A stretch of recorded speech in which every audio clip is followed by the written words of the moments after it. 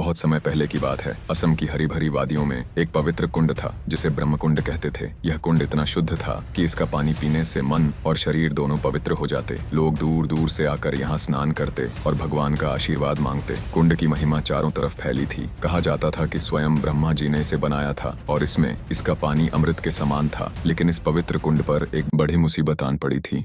कुंड के पास जंगल में कुछ दुष्ट राक्षसों ने डेरा डाल लिया था। ये राक्षस बहुत क्रूर थे। वे कुंड के पास आने वाले भक्तों को डराते, लूटते, यहाँ तक कि सबको मार देते और कुंड के पानी को गंदा करने की कोशिश करते। लोग डर के मारे कुंड के पास जाना छोड़ने लगे। गांव वाले रो रो कर भगवान से प्रार्थना करने लगे, हे प्रभु, हमारे पवित्र कुंड को बचाओ। उनकी पुकार सुनकर स्वयं भगवान विष्णु के अवतार महान ऋषि परशुराम गाँव में आए। परशुराम का नाम सुनते ही राक्षसों के दिल में खौफ छा गया। परशुराम लंबे चौड़े, बलशाली और क्रोध में आग की तरह थे। उनके हाथ में विशाल फरसा था जो बिजली की तरह चमकता था। उन्होंने गांव वालों को भरोसा दिलाया, डरो मत, मैं ब्रह्मकुंड की रक्षा करूंगा। कोई भी राक्षस अब इस पवित्र स्थान को हानि नहीं पहुंचा पाएगा। परशुराम जंगल की ओर बढ़े। राक्षसों ने उन्हें देखकर हंसना शुरू किया। उनका सरदार काल राक्षस चिल्लाया, अरे ये अकेला साधु हमें रोकेगा, इसे तो हम एक झटके में खत्म कर देंगे। लेकिन उसे क्या पता था कि सामने परशुराम खड़े थे जिनका गुस्सा पहाड़ों को भी चूर कर देता था। लड़ाई शुरू हुई। परशुराम का फरसा हवा में लहराया और एक ही बार में दर्जनों राक्षस धराशायी हो गए। काल राक्षस ने अपनी जादुई शक्तियों से हमला किया। उसने आग की लपटें, जहरीली हवा और भयानक भूतों को परशुराम पर भेजा। लेकिन परशुराम अडिग रहे। उन्होंने अपने तपोबल से सारी मायावी शक्तियों को नष्ट कर दिया। फिर एक जोरदार वार से काल राक्षस का सिर धड़ से अलग कर दिया। बाकी राक्षस डरकर भागने लगे। परशुराम ने किसी को नहीं छोड़ा।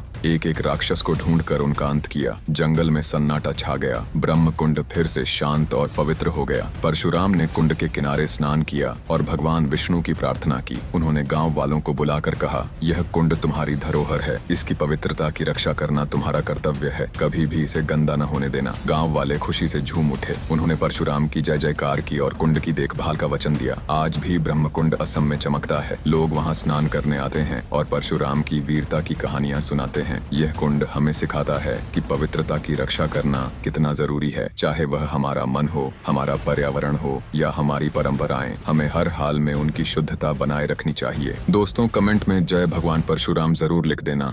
आपका बहुत बहुत धन्यवाद।